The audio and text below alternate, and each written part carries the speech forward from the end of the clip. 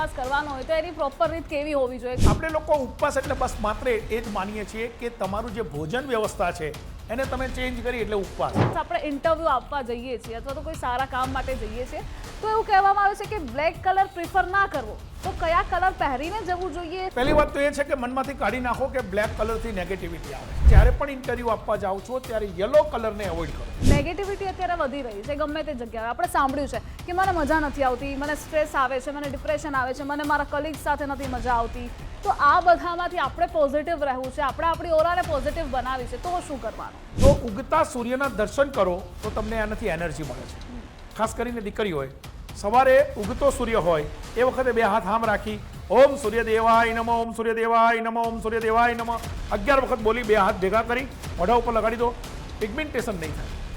જીવનની સમસ્યાનું સમાધાન જુઓ બાબુ સાથે ખાસ વાતચીત રવિવારે બપોરે 2:25 કલાકે માત્ર ગુજરાત ફર્સ્ટ પર.